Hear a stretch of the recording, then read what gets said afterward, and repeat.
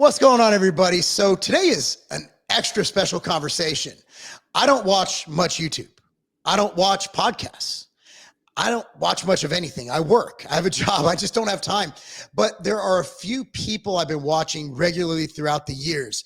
And you see the clips and you're like, okay, I need to learn more. Then you watch the full podcast, which is why I am so excited. Obviously, guys, I am so just enamored with exogenous ketones or BHBs that I have the guy on the ketone guy, literally the ketone guy, Dr. Ben Bikman, man. It's so great to have you on here.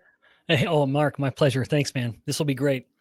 Yeah, I'm excited. There's so much new data, so much more research. And the thing is, let's say in the 2010s, keto had, I'd say, a resurgence. And there's been eras of ketosis, right? Of ketogenic diet. You had originally Atkins came out with it. They were using it in, children for seizures and many medical applications. And then the early 2000s saw the different diets, the CKD, the TKD, all these different ketogenic diets. Then it kind of died out. And then in the 2010s, I think from social media, keto started to make a voracious comeback, and that's since died down. But what I learned from that personally is that it's the ketones that are doing a lot of the magic. And that's where, with the advent of these bioidentical ketones, AKA goBHB, we're able to replicate a lot of what we're doing, the body's doing, by producing these ketones through an exogenous source. And Ben, what is your experience with ketones, and just an overall, how would you explain ketones elevator pitch to someone like, what the hell is a ketone? Yeah, that's a great question. In fact, what's funny about the way we're opening up with this is that I've found the word ketone is such a polarizing word that if I start a conversation on metabolic health, or at least it used to be this way, it's not as much anymore, which I think, as you're alluding to, is a testament to how the conversation has changed. But over the course of my career, and it's funny you introduced me as a ketone guy, that's not wrong. I certainly study ketones. I came to it as an insulin guy. And that maybe is a way I can answer the question, where to understand ketones from the perspective of physiology and human biology, we need to understand fuel metabolism, which is that the body is a remarkable hybrid and is capable of burning multiple fuels, with the two primary fuels being blood sugar or fat. So at any moment, you are in some mix of sugar burning or fat burning. And now I mentioned that insulin is an important part of this discussion because it's insulin that determines which fuel the body is primarily using at a big level. Again, like the main fuels, glucose, blood glucose, and blood fat. There are other fuels too. But when insulin is elevated, the body is sugar burning. That is overwhelmingly the main fuel the body is using. It's using blood sugar or glucose, in other words. However, when insulin is low, the body is fat burning. And when the body is burning fat for several hours, up to, half a day plus, the body starts, specifically the liver, is burning so much fat that it's almost burning more than it needs to meet its own energetic needs. So the liver would say, I need this much energy. And when insulin is low, the liver cells are burning fat to meet that energy. But because insulin is low, you keep burning fat. And so now it's as if the liver is going beyond what it needs for itself, which is right. That is a correct view, which is another reason why I say that the liver is the soccer mom of nutrient metabolism, because it's not only concerned with itself, but it's concerned with all the other parts of the body. All of the family, mom is making sure everyone is eating. And then in this case, mom is worried about the brain, or the liver is worried about the brain. Let's bring it back to anatomy and biology here. And the brain thrives on ketones. Now I'm getting a little far ahead of myself, but to answer the question very directly, ketones are nothing more, but nothing less than a sign of a lot of fat burning. They are products of fat burning. So it's a very natural state. Indeed, some of the leading theories of evolution in humans suggest that even beyond natural, it is an essential state, which is what allowed humans to become what we are with our very big, hungry brains. Some of the ketone tangential scientists, like Dr. Stephen Cunnane, have posited these ideas that humans evolved with big, hungry, expensive brains, energetically expensive, And they were able to do so because of our ability to burn fat and make a lot of ketones. And so bringing all this full circle, ketones are products of fat burning, but it's refreshing that we can start conversations off with just saying, what's a ketone? Because like I said, over the course of my career, where the kind of 10 to 15 years where I've been focusing more on ketones directly, I'd found once upon a time, I couldn't start with ketones. It was such a polarizing word, and it still is. Among the most dogmatic dietitians, ketones is a 4-letter word, and don't you dare utter it in their presence or they'll wash your mouth out with soap. But the word ketone would elicit an immune response, and the person listening would freak out thinking they already know everything you're going to say, or they know more than you do about the topic. So I would formally come to a discussion of ketones through a discussion of insulin and fuel metabolism. But now the sheer amount of evidence that suggests more recently in the timeline you just indicated, the past 10 to 20 years, that ketones are very beneficial, which is an enormous transition. Ketones used to be considered metabolic garbage. That was an actual term used to describe ketones, even in scientific realms. But we went from metabolic garbage to metabolic magic, if you will, and that's where we find ourselves. It's honestly changed my life. As far as just, I travel a lot. I don't sleep much. I still train exceptionally hard. And for me, it's allowed me, even on nights of lesser sleep, and I don't know if this is, and I have a question coming, but it's allowed me to still perform at a high level physically and mentally. And that's where I found a night and day change. And I've always been a very high energy, high performing guy, but ketones have taken it to the next level. And so when you hear someone say that your brain uses a lot of glucose, that glucose is actually the brain's preferred source, where you said that the brain loves ketones, how would you kind of reconcile that? Which would your brain rather have? Yeah. Great question. In fact, this is a project that my lab and a collaborator, Dr. Riley Parrish, who is a brain guy, he's a neuroscientist who studies epilepsy, actually. But we've come together as he started to lean more into mitochondrial bioenergetics and metabolic function, where we are answering this very directly. And I'll come back to that in just a second. But the traditional view is that, as you just outlined, that the brain requires glucose. And that has led to that itself might. So there are several ideas here, some of which are overtly myth and wrong, some of which are based on speculation. So on the speculation side, it's that the brain prefers glucose. I'm going to come back to that in just a second. But then on the other end, that's the myth. Let me rephrase that. The myth is that the brain prefers glucose. The speculation is that the brain even requires it at all. So on the first point, I have to give credit to Dr. George Cahill, who is one of the legends of fasting, or what they called at the time starvation science or research, where he found that, and Dr. Stephen Cunnane, whom I've already mentioned, has confirmed some of these findings. You can have a person in a pretty solid state of ketosis, and I need to invoke millimolar here. If glucose is about 5-ish millimolar, which would be considered about normal, and ketones are around 2, let's just say 2.5, just for easy math. So ketones are half as concentrated in the blood as glucose is.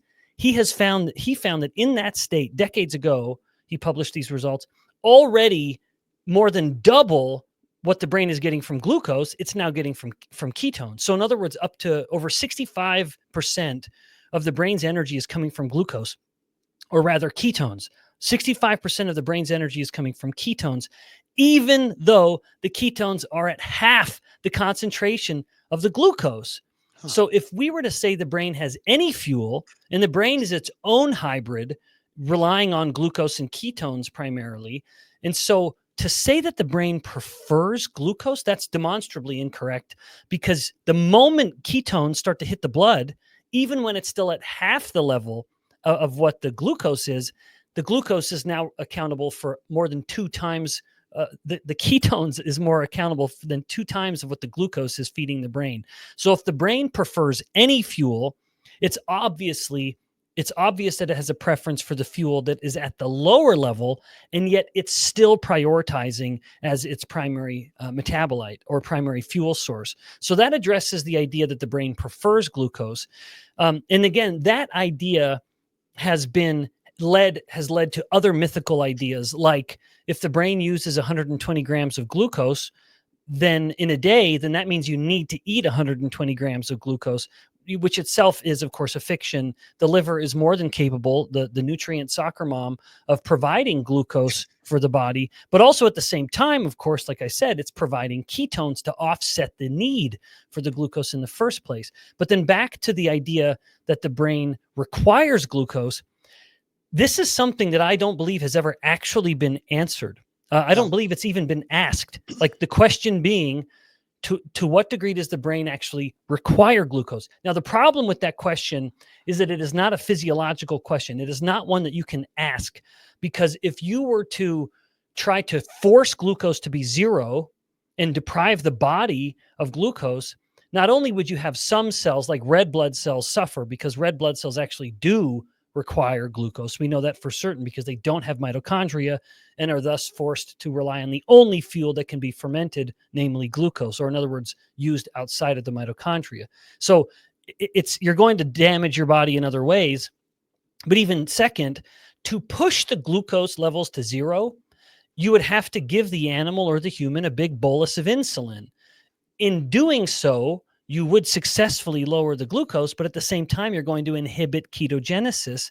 And so you'd also force the ketones to zero, which of course is a state incompatible with survival, because now the brain is deprived of both of its fuels. So what we're doing is a very well-validated experimental model from a rodent model, where you're able to take sections of the brain and incubate them in a bath in which they maintain viability. So by all accounts, the tissue is still alive, even though it's ex vivo, it's out of the animal. And what we're doing in this model is to answer this question. We're actually putting glucose to zero while keeping ketones up. And that's just to answer that fundamental question. Does the brain actually require glucose, or is it just opportunistic and it'll just be sampling whatever of the two fuels it can get, which is always a little bit of both? Ideally, in most instances, it's only the glucose, because the average person's eating carbs so frequently they don't have any ketones. So that begs the question of ketone supplementation. One thing that fascinates me is dual fuel, where you have the glucose, and we deal with a lot. So I work with a lot of athletes. I own a youth performance facility. I'm not putting a football player mid-season on a ketogenic diet. I think you would probably, and I mean, there's the story of the BYU cross-country team, men and women, who both won the national championship while supplementing with BHB. And I'm assuming they weren't on a ketogenic diet. No, not at all. But I like where you're going with this, which is, why not just enjoy the benefits of both? Yeah, that's where. So when I looked in, I've tried ketogenic diets. I have, unfortunately, a stupid fast metabolism. Well, fortunately, as you get older, right? Like my wife hates me. I churn through calories. So with the ketogenic diet, my issue is I can't eat enough. You can't eat enough food. And then you get, your body fat gets so low that when your body fat's super low, you're constantly in a state of survival. So even eating 3,000-4,000 calories, it's kind of absurd. I'm a unique case. Obviously, there's individual outliers. But when I look at ketosis, and I've done keto, and the thing is, my brain really felt good. Like I felt sharp. I felt alert. My clarity was through the roof. If you can get the benefits of the ketogenic diet, but also perhaps the benefits of glucose, for training athletics, plenty of data on para-workout nutrition with glucose and carb containing. Would you be able to reap the benefits of ketones, but also have that dual energy? Would that be even more powerful? Oh, I certainly believe so. So I think that I'm not the first to say this, although I may be the first to articulate it in a certain way. I think when it comes to metabolism and training, I think there is a fuel-based version of the live high, train low ideology, where with these Tour de France type athletes, ultra endurance type athletes, if you will, they have this idea of, sleeping in a low oxygen chamber mimicking as if they're living at a high altitude state to stimulate the synthesis of new red blood cells and hemoglobin.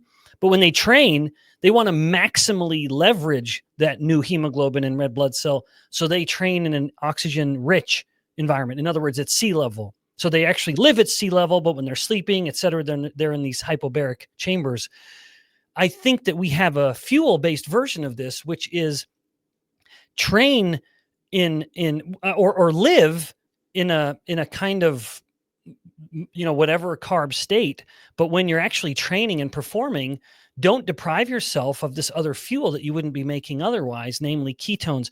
So from everything I know about ketone biology and biochemistry, there is no downside to an athlete. And I like that you noted my own BYU Cougars with these endurance athletes, go Cougs, that they clearly, and the fact that Tour de France competitors have been doing this for years now. Years, yes. Obviously, they wouldn't, especially these Tour de France guys, well beyond what college athletes are doing. They're not going to do something that's going to hurt their performance. And the proof is in the low carb pudding here with the BYU athletes as well, where they've obviously found we have another fuel. Why would I not deprive myself of a fuel? And then just to come back to solid evidence, when you supplement with exogenous ketones, you are sparing glycogen. And that is not that I'm an exercise scientist, but I think I remember enough of that background of mine, where one of the main reasons an endurance athlete is going to start to suffer is the lack of glycogen. It's that stored glucose that starts to run out. Well, then preserve it. And when the nice thing about drinking in ketones is that ketones demand priority boarding, if you will, on the metabolic bus. So if we imagine you're getting on, well, let's not say bus because no one rides buses anymore. We're getting on the airplane. We're boarding the airplane. And who gets to go to the front of the line of these nutrients? If you drink in a ketone, it goes to the front of the line. And that's not a bad thing, because then the other fuels now are waiting. And if you are an exquisitely lean athlete, like Mark, you are, then you don't have as much fuel waiting to board. In other words, you have less on hand. So the more you can delay the breakdown and the burning of what you have on hand, because you're putting something in front of it, the more you're going to be able to get out. And so now there might be most, if not nearly all of the research in humans is based on endurance. I think time is starting to focus more on power and strength. And so I'm confident we'll get there, but I've never wanted to sound like I am a drum beating advocate of a low carb ketogenic diet. Although I'm not a sports scientist. I'm not an exercise physiologist. I am an obesity diabetes scientist. And that's a very different state, where the ketogenic diet, which is a low carb, low insulin, will have other benefits that go beyond the ketones. But for the athlete and just for the person interested in the ketones themselves, the fact that you can take something that's going to stimulate mitochondrial biogenesis, that is going to reduce neuroinflammation, is going to compensate for some degree of sleep deprivation. All of those things sound good to me so far. Yeah. And then improve a host of a myriad other metabolic benefits. There's no downside, where the person can continue to have a modest amount of discipline to just make sure they're not just eating 2 dozen Krispy Kreme donuts every day and drinking 80 ounces of Coke or something, with a little bit of prudent living. The fact that you can then still leverage the ketone with some exogenous ketone is a pretty killer option to have on hand. Yeah, it's really fascinating where we're going with application. You see them exogenous ketones in kidney formulas, kidney health formulas. Yep. Concussion protocols. There's a product out there called Concussion 911 that the goal is with that. Let's say my buddy Sharon at University of Michigan, he's coaching a practice. Someone gets a hard hit on the head. You immediately start the protocol, and it's a BHB containing stick pack to be used in case of emergency break open. My kids wrestle and play football. So, during season, I make sure that they're getting their BHBs every single day due to what it does. And it's kind of like a heat seeking missile where it finds where your body needs it. And it's like, okay, well, we're going to improve sleep. There's that study out of Japan that was just published in May where 1.9 grams taken pre-bed improved all markers of quality sleep. Yep. So it's just fascinating. The fact that you could take a bioidentical powder that gives you this is just, it's beyond me. And as data comes out, we keep exploring and finding out more and more where what was once a ketogenic diet supplement has become much more. And we understand why people got all the benefits from keto, but let's be honest, man, people like food. And having someone eliminate a delicious macronutrient, the most delicious of the macronutrients, the one we crave the most, unfortunately. Well, I mean, that insulin, that dopamine feedback, it's all there. So, so during training, would you say that there's elevated, having elevated BHB or beta-hydroxybutyrate, would that increase your mitochondrial efficiency during exercise? That's a great question. In fact, one that I am perhaps uniquely qualified to answer. About 3 years ago, my lab published a report looking at muscle tissue. Now, let me actually just provide some kind of cool preamble. Before we did the muscle study, we'd actually published 2 reports looking at fat tissue. And one in particular was, in fact, it may be the paper I'm most proud of from my lab over the past 10 years, because we had a very uncommon commitment to this project where we used all 3 commonly leveraged biomedical models. Namely, we had fat cells growing in little petri dishes. We had animals, and then looking at their fat tissue. And then we actually had fat biopsies from humans. We did subcutaneous fat biopsies. Wow. And then what we did in all 3 models was increase the ketones. So in the humans, at the time, that was a ketogenic diet. What we need to do is replicate this with exogenous ketones. But we had animals getting on a ketogenic diet with some exogenous ketone. And then we had cells treated straight with BHB, fat cells. And what we found was that when the fat cells were fed with ketones, they were less efficient. Now, let me clarify that. So we noticed that the metabolic rate in the fat tissue went up. Now, often when metabolic rate goes up, that could be because there's an increased demand for ATP, the main chemical currency for action or energy. You know, you want to get something done, ATP is what gets something done in the fat cell or the muscle cell or the neuron or every other cell in the body. And so as there's a need for more ATP, you would burn more energy to provide that ATP. It's like we need to move the car faster, and so we rev the engine more. And so we would say that that is very efficient or very coupled, that where we need more energy, we're burning more nutrients. But what we found in the fat tissue fueled with ketones is that we were revving the engine, but we weren't moving the car. So we had a degree of mitochondrial uncoupling or an inefficiency, which actually is a very effective way of losing weight, which is part of the metabolic advantage of a ketogenic state or a ketone heavy state. Now, with regards to muscle, we thought, well, if ketones are promoting mitochondrial uncoupling or an inefficiency, while that's a benefit at the fat tissue, that would not be a benefit at muscle tissue, because now you're getting less work done per nutrient burned. So it would not be beneficial. And yet we found that that was not the case, that when the muscle tissue, to answer the question directly, was fueled with ketones, it was more tightly coupled. So its ability to burn nutrients to create ATP was better, and it produced less oxidative stress and less inflammation at the same time. And this is why early, from the past 20, 30 years, scientists would refer to ketones as a clean burning fuel. We saw our own version of that in the muscle tissue, which again was able to produce a very high level of ATP, which suggests a high degree of efficiency and less waste product. So it's like the engine is belching out less exhaust on the back end, which in this case would have been coming in the form of oxidative stress molecules.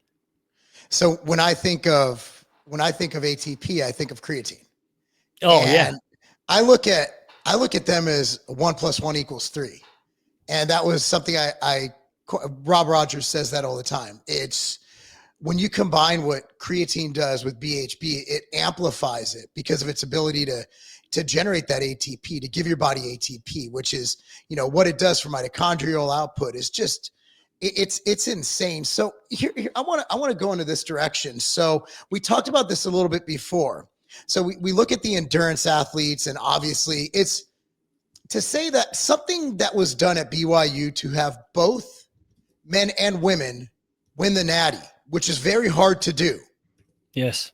And the one variable, everybody's, unless they did some crazy diet or crazy training, or they just happen to get the best recruits that year. That's astounding for that to be. Yeah.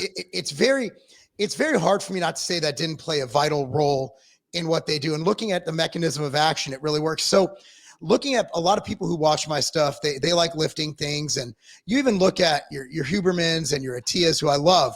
They like lifting things. We're in a very good state in society where people are starting to have resistance training. So when you're looking at a lifting type thing, more of a glycolytic sport, more of a burst sport, more of a rep sport, would you hypothesize, I know we're looking at mostly endurance data, that BHB or beta-hydroxybutyrate supplementation can enhance that based on the knowledge and the data you have? Yeah. In fact, just to answer the way you finished it, yeah, if you can spare muscle glycogen, which we have explicit human evidence to show that happens in a high ketone state in humans. So in a ketotic state in humans, muscle glycogen is preserved, then it absolutely stands to reason that any glycolytic activity would benefit. But Mark, we would be remiss if we didn't include creatine in this, because not that I'm an exercise scientist, but I'm enough of a bioenergeticist to be able to discuss this a bit. But even before the glycolytic would be the phospholytic, which is that creatine phosphate shuttle system.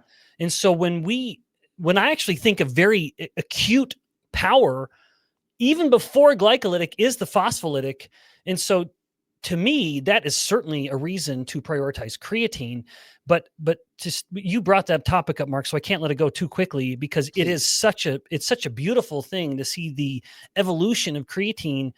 But even, it's funny because now we're seeing like both, where we have creatine and BHB, each of which was discovered in a particular realm, or appreciated in a particular realm, to say that a better way. BHB has long been appreciated in the neurological central nervous system brain realm. Creatine has long been appreciated in the muscle exercise performance realm. And now we've been able to see them each sort of step past the other, where there's the explosion in research looking at ketones and muscle function, which was that's much newer. You started the conversation by mentioning the evidence with epilepsy. We've had studies in humans for over 100 years, yes, for a century, documenting the effects of ketogenic diets on things like epilepsy and migraines. So very obvious, overt brain things. And then we've had evidence for decades looking at the benefits of creatine in muscle. And now they're sort of crossing each other while giving each other a high five, or like the scene, it's like that ending scene from like with Arnold and his bicep, gripping the other guy's arm from Predator.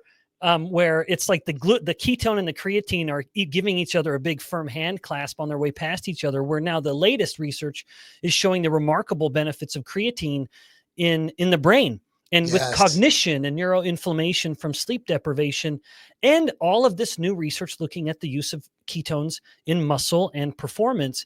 So there is, I don't mean to kind of hijack the question, but in my view, there is a beautiful synergy, to use Rob's term, with the 1 + 1 = 3, that to me, an optimal use is to enhance the reliance on the phospholytic system by really taking advantage of creatine in any of its forms, and then to preserve the glycolytic capacity and even enhance the overall mitochondrial milieu by promoting mitochondrial biogenesis with the presence of the ketones. But maybe one final comment on the mitochondria, that it even goes beyond just the promoting of more mitochondria. Yeah, more mitochondria is going to be a good thing, but we also actually change the very nature of the mitochondria. Most people don't appreciate that mitochondria go through a very dynamic cycle of fusion and then fission. In fact, very often mitochondria are in this very separated state. In fact, the word mitos is from the Greek word for thread, because when you look at mitochondria under a fluorescent microscope, they're long, stringy little things. So they can divide and they can fuse together. With the presence of BHB, there's a much greater time spent in fusion. And when mitochondria have undergone a fusion state, they are much more efficient and much more capable of producing ATP with less oxidative stress byproducts produced at the same time. It's insane. I mean, creatine has had just blown up. And so the thing with BH, and this is why the ingredient excites me so much. Like, imagine if creatine, when EAS or whoever, say the inventor, but the guys who populated it were Ed Bird, Anthony Almada, and a secretary. That was the company. EAS actually originally stood for Ed, Anthony, and Secretary. A lot of people don't know that. I didn't know that. Yeah, crazy world. I've been in this industry a long time, Dr. Ben. I've been here. So, so imagine if when you took creatine, the messaging was, trust me, bro, you'll get big. Imagine if you could feel it. And that's where this is going to be bigger than creatine, because you can feel it. It's used in energy drinks as either an adjunct or a replacement to caffeine. So that's the fascinating thing. Yet it also helps you sleep better. So 35% of people train after 5 p.m. of people who train after 5 p.m. So when I used to train in the evening, which I try not to do, I'm a morning guy. It was a choice. Do you want to have a kick-ass workout, or do you want to be able to sleep? You can't have both. And obviously sleep is so important. With BHB, it gives people an opportunity to get amped up or accentuate their training, to have a great training session, and then sleep even better than they would have without it. So that's what really excites me. And as soon as a company figures out that market and they're able to get the messaging across, man, that's a multi, and the intra-workout category, that I created that back in the early 2000s with amino acids intra-workout. And that category is now worth hundreds of millions. This is bigger. If you can figure out that you got 35% of everyone who works out, and so many people buy pre-workouts, the first to market's going to just crush that. It's going to be insane. There is just to really put a fine point on everything you're saying, and just so people appreciate what you're saying, there is human evidence. There's a paper published not long ago, I think it was in the past 12 months, that looked at the use of exogenous ketones. In fact, it was a ketone electrolyte supplement where they had them take that at night following an evening workout, and they not only slept better, but they recovered better.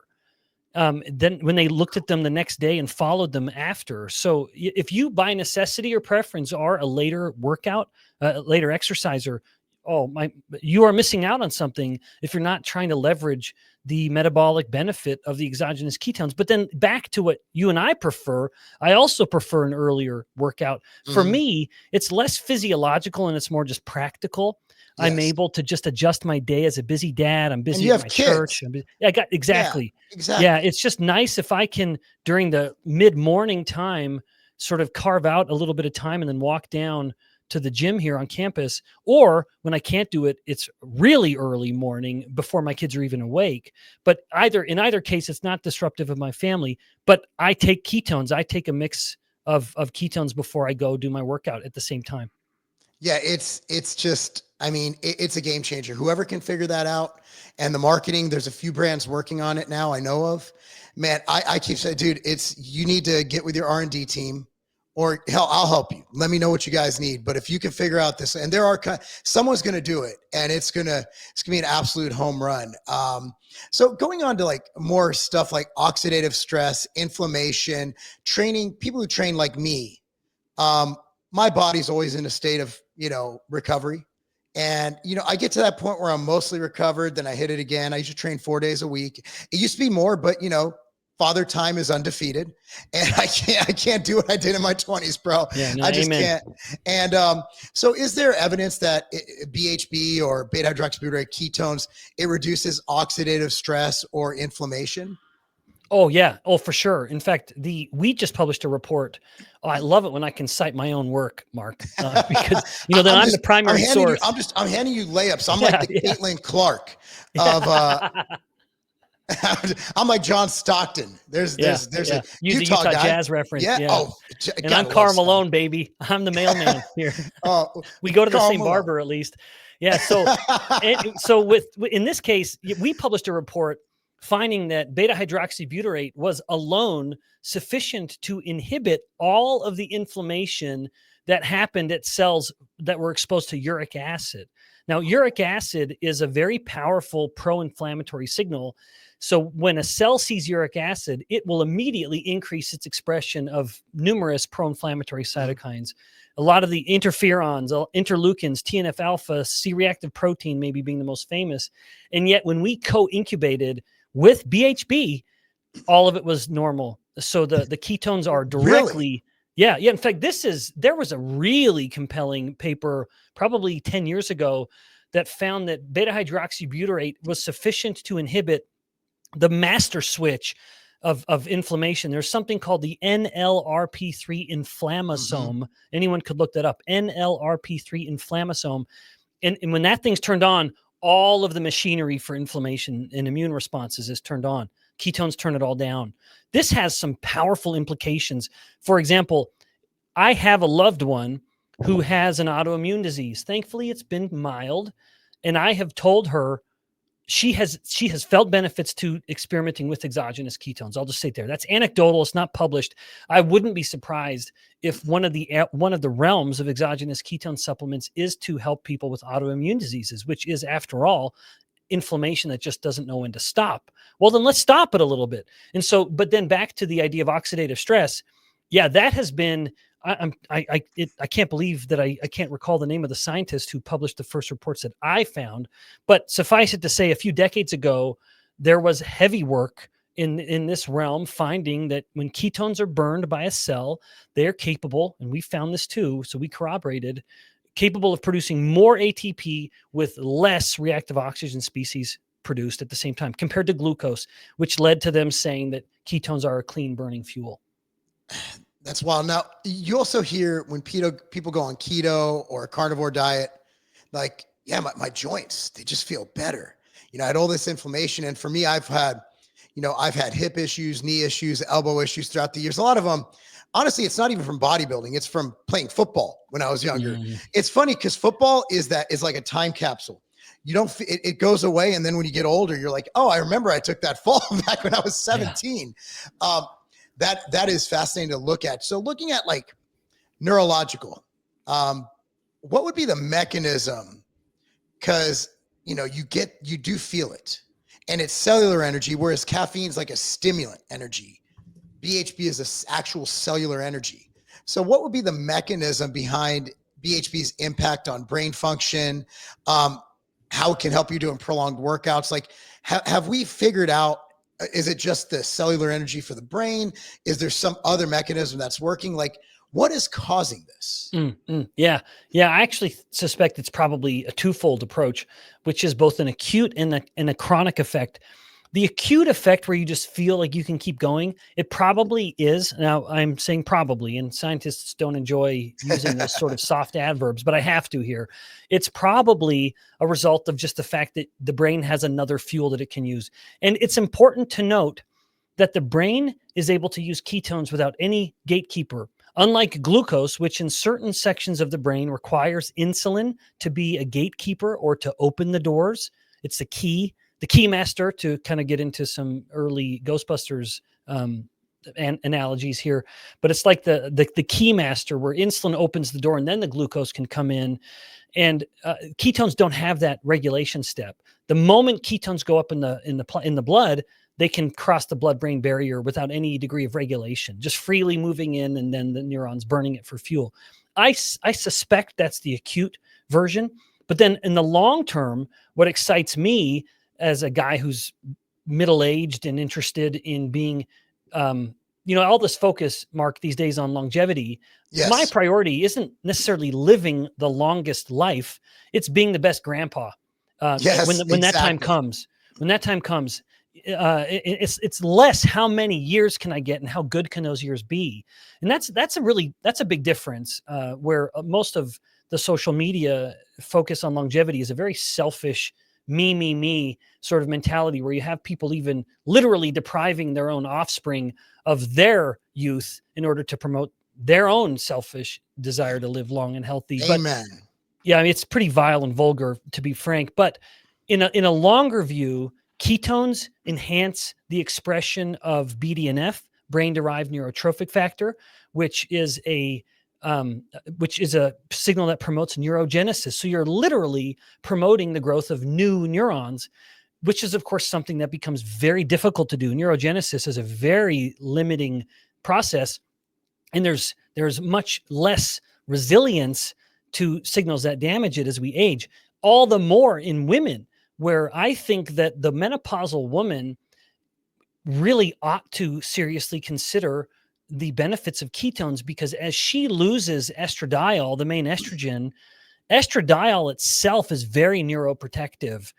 And when that starts to go down with menopause, she's losing one of the main signals that's helping her brain be so sharp and functioning and able to remember all of her husband's mistakes and recount them and nag you at about will. it over Yeah. and over And so over. we don't want to deprive our wives of the pleasure of remembering all of our mistakes. And so she can promote the retention of those neurons that contain all of these memories of our foibles by supplementing with exogenous ketones. So in the acute or even the chronic perspective, the brain, I submit, is the tissue that benefits the most in response to ketones. I can attest to that. Absolutely. From a personal standpoint, you talked about hormones, and you've seen a huge focus on hormones lately. Joe Rogan, being on TRT, you see TRT in aging males. There's an anti-aging clinic on every corner in Florida. It's like Starbucks out there. And I think men are starting to understand the importance of hormones in healthy aging, the diligent use of, let's say, anabolic agents to, keep your performance up, keep your sex drive up, keep your mental acuity up, all those things. And I would guess, I live in a very nice area called Brentwood, Tennessee, right outside of Nashwood. Nashwood would be a great name for a city. Nashville. And I need more BHBs. You're getting low. Yeah. So what's really fascinating is just looking around my neighborhood. It's an affluent area. I would venture, you wouldn't even be able to tell these guys don't look like me. I'd probably say 30 to 50% of dudes around here are on some form of hormone replacement therapy. So looking at that, does BHB, does it have any hormonal impact, benefit? You talked about estradiol. Just looking at that, we've seen it used through, doctors who do alternative treatments are using it a lot with females with PCOS. Is there any connection to BHB and hormonal stability? I'm just kind of shooting off the hip here. Yeah. In fact, let's just start with the women, because you mentioned them, and we can cite a specific study. Just about 2 months ago, a paper was published that documented the use of exogenous ketones in the absence of any other dietary change improved every clinical outcome related to PCOS in a group of women. So this is direct human evidence, just published within, I think, maybe the last 3 months, but I don't think any further back than that. And once again, that was just a ketone electrolyte, the most affordable, accessible of the BHB options. So we call them BHB salts. Yep, that's right. So And I don't always say salt, just because people get afraid of salt. Yeah. And even though I think that is very misplaced, I think the whole war on salt that's been waged over the past 50 or 60 years is ludicrous. It's terrible. Even still, people love the sound of electrolyte, and you say salt and they think, oh, my doctor told me to avoid salt. So it's just semantics. Just to give background, BHB, when it's produced, is attached to a mineral, sodium, potassium, magnesium, or calcium. So, and the reason they do that is that's just how they did it. In the future, they also have things called BHB acids, which are basically just BHB in water, I would say. And those are not attached to a salt. Those are pure BHB. So, and in the future, will there be a way to produce those without salts? I mean, yes. I mean, we're still in essentially diapers in the applications and ways we could use this, but the acids are a huge breakthrough, because that's what you see in things like Rev 7, which is a energy drink without caffeine. And you see it in reaction energy drink is another one that uses it. And you're going to see a lot of energy drinks start using that. It's easy to flavor, as long as it wouldn't taste good in chocolate, because it's acid, but it's going to taste good in any kind of lemon. Yeah, it's very tart. But the salts are decently, the way I see this, and then we'll kind of go to application if you have a couple minutes. So the way I see BHB is where creatine is, where people are going to buy just tubs of BHB, tubs of it, just plain, because it's pretty flavorless in a powder form. You can mix it in a protein shake. You can throw it in orange juice. You can do whatever you want with it. And I also see it being used in applications. I see it going down a similar route to creatine, but with number one, there's less negative attributes, because the media was really unfair to creatine at the beginning. They said it was a steroid. And I do think that that's the path it's going to go, where it's just going to be sold by the bulk powder and then put in applications. And I think that's where we're at right now. Yeah. Yeah, I agree. And you certainly have your finger on the pulse of that market better than I do, but it's easy to see just as a scientist how the interest in this is not going to go away anytime soon, because the amount of evidence coming out to support it, all the more so in the kind of modern movement to promote a greater awareness of health and nutrition than we've ever seen before, in which thrills me. I think interest in ketones is not going to go down. But to your question, I have a lot of thoughts about TRT, where I think that I respect the power of testosterone in men. And yet I think in most men who will have lower or less than optimal, let's say, which is a squishy way of saying it, but Yeah. less than optimal levels of testosterone, I actually don't think it's a fundamental deficit of his gonads. I think it's he has too much fat. And when fat tissue is too big, when Yes. fat cells are too big, they actually start acting like ovaries in the man, which is to say they will literally pull in testosterone that the testes worked hard to make and then release it as estrogen. That is literally something happening in men. And so I think very often we have the conversation backwards, where you'll hear the radio ad, "Hey guy, are you overweight? It's because you're low T." Actually, if anything, in the average guy, you're low T because you're overweight. And so if a person adopts a strategy, including the perhaps if smart use of exogenous ketones to promote fat burning, which again, my lab has shown in humans in ketosis, metabolic rate in fat cells went up by 3 times. Their fat rate in their fat tissue metabolic rate was 3 times higher when they were in ketosis. So if you can promote the overall metabolic milieu where you're burning more fat, you're shrinking your fat cells, now you're allowing the testosterone that your testes have already made to just stay as testosterone and get all the benefits of that testosterone, then I think you're addressing it at a more root cause. Not to say a guy can't benefit. I don't even mean for that to be very negative on TRT. I think it can be very beneficial. There are also other treatments like enclomiphene that can just stimulate a guy making more of his own testosterone by mimicking the brain signal that goes to the testes in the first place. So I think there can be some smart use of these interventions, but I also think it's helpful to not mix up the order of events. So testosterone's a funny thing in that the testosterone levels of a 20-year-old guy is equal to something like a 70-year-old guy in the 60s or 70s. Yeah. I saw that stat. But if you ever looked, I actually did this. I had ChatGPT do a graph. And then it erased before I posted it. But you know how it does that? You turn off your computer and it's like, why'd you reset everything? Yeah, it forgets it. Yeah. I did a line of the obesity rate and the testosterone. And there's a the most direct correlation you will ever see in your life.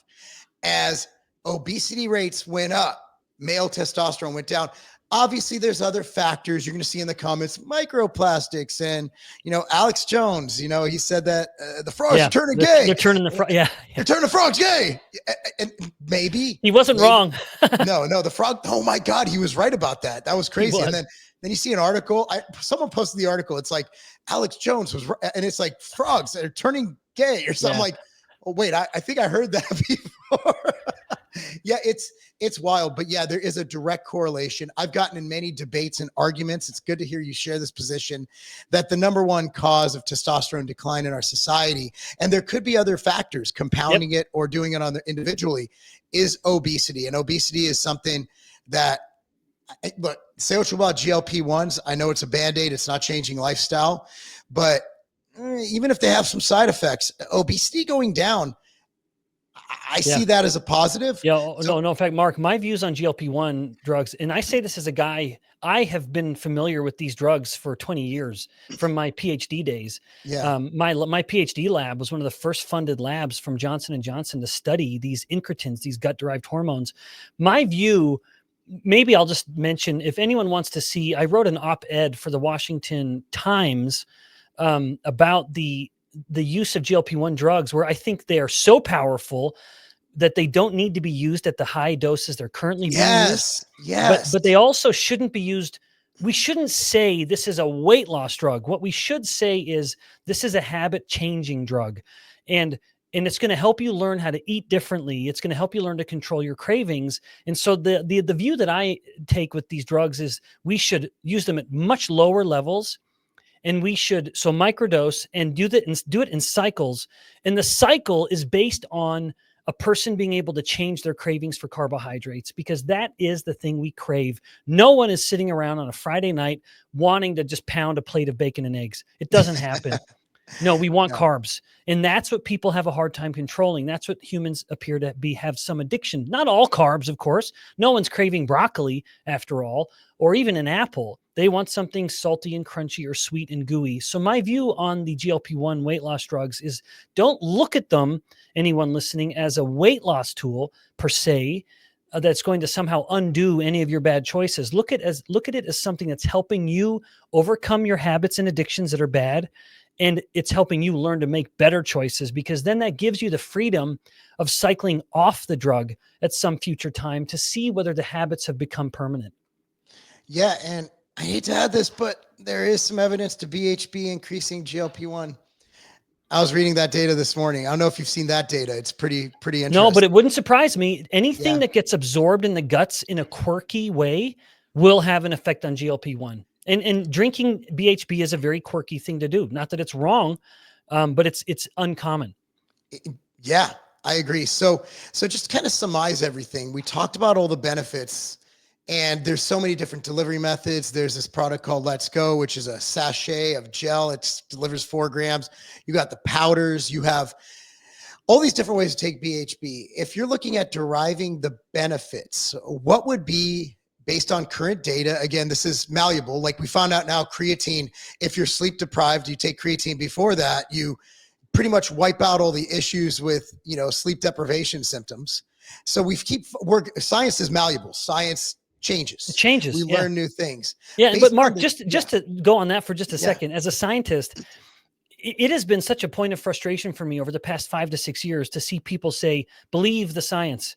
That is the most unscientific thing you can say. As a scientist, it is a rejection. Science is the relentless pursuit of truth, or to say that another way, the pursuit of trying to prove yourself wrong.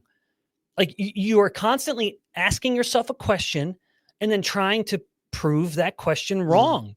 And so if you now say, trust the science, no, be skeptical of the science, try to prove it wrong, which is what allows advancement. It's what allows this objective, impartial approach to just trying to understand the world. Once we think the science is settled, we've become nothing more than a religious fanatic. Now, I'm a very religious guy, but I appreciate the difference between a declaration of faith, which I make very readily in God, in my religion, but at the same time being very skeptical and cynical of trying to understand truth within this physical mortal realm, which is what a scientist does.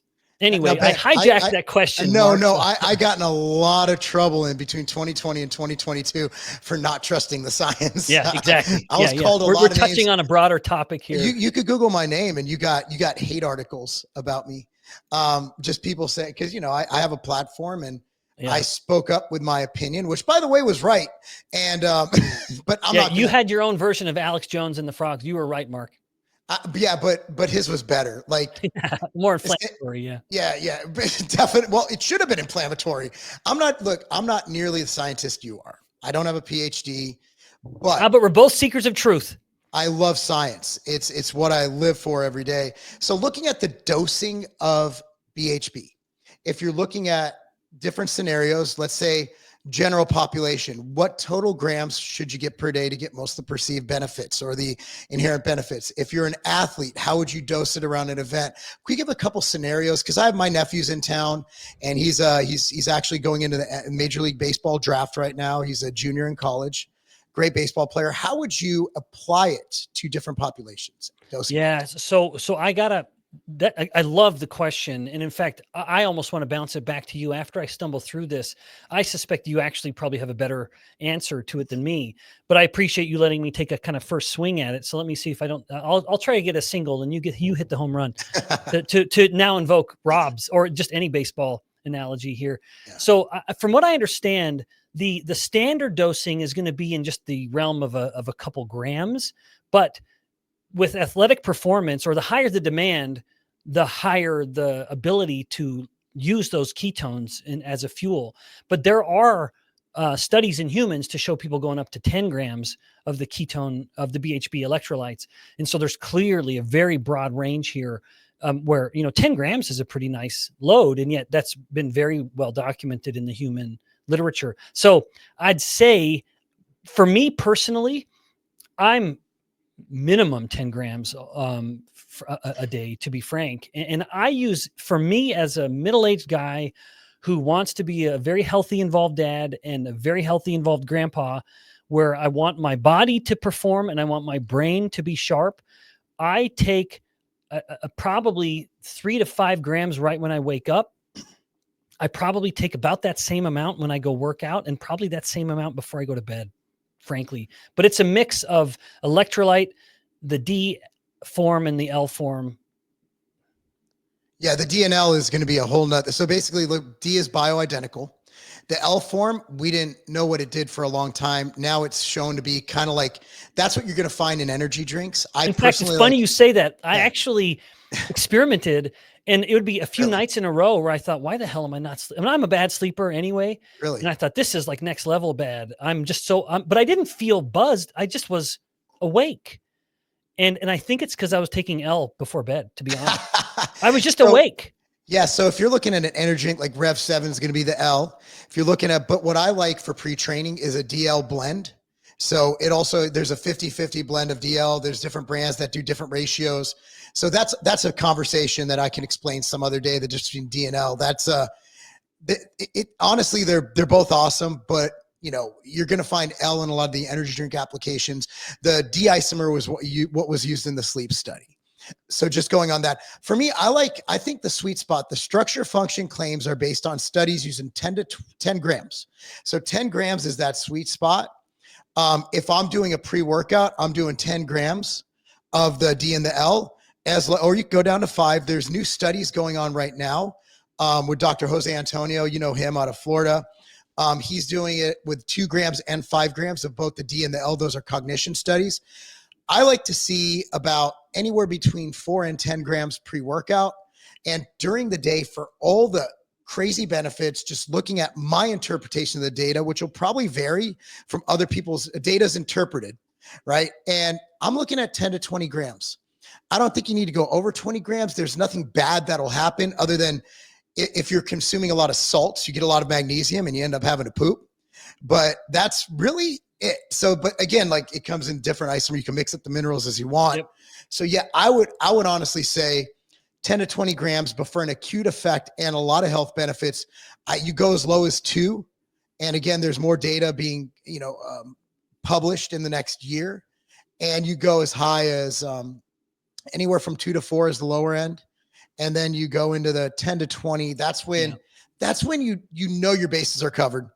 If you get 10, you're probably good. You're going to get probably 90 to 99% of the benefits. And honestly, with my activity, the way my brain has to work every day, lack of sleep, I'm going to take the higher end. And like you said, it's based on the athlete's needs. So if you're a professional athlete and you're doing triple day, 3 times a day training, yeah, I think the higher end would be great. But if you're just a normal dude, trains for 30, 60 minutes a day, sits in a cubicle, yeah, you could upwards of 10 is probably fine. That's my interpretation. That sounds great to me. Well, good. I wasn't wrong because I've been telling people to do that. You're the professor in this topic. You're the professor. I'm the student. You're the guy. But anyway, doctor, we appreciate you being here. This is awesome. This is the best. I generally could talk for another 10 hours on so many things because we'll have many more rounds, Mark. Yeah, there's the first of many. There's been times I've listened to your stuff and they didn't follow up with the right question. And I'm like, it's like when you're watching like an episode and it ends like right when something's about to happen. And you're like, I got to watch the next episode, but there's no next episode. So this is a time I got to do my own follow-ups. And so someone watching is be like, damn, Mark didn't ask that follow-up. He sucks. Yeah. Anyway, I really appreciate it. So where can people find you and how can they support you? Yeah, thanks so much. Yeah, so we touched on a little bit of insulin and like I said, my original background was looking at insulin and the most common metabolic problem, insulin resistance. Anyone who would like to learn more about that directly, you can go get my book, Why We Get Sick. But I also like being a professor. I like teaching, and people can learn more about ways to learn from me at my site, benbikman.com. And then I also have a little bit of a coaching effort too online with some health coaches, and that's at insuliniq.com. Yeah, you're at BYU, I'm a right? BYU. Yes, I'm a full-time Yeah. professor, So full-time dad. Yeah. I actually did a nutrition seminar there 2 years ago for the men's soccer team. So Wow. yeah. So I was literally right next to you. I had no idea. I wish we could have hung out that day, but Next time. Well, I'll make sure you get back. I'll make sure you come back. well, I mean, I'd love to come visit anytime. Ben, we appreciate you guys. Go get his book. Is it on Amazon? Yes, sure. Anywhere books are sold. Why We Get Sick. Yep. Thank you. Why We Get Sick. Buy it. Ben, thank you so much, guys. Thanks for watching. Hopefully you learned a lot about ketones, and we'll see you next time.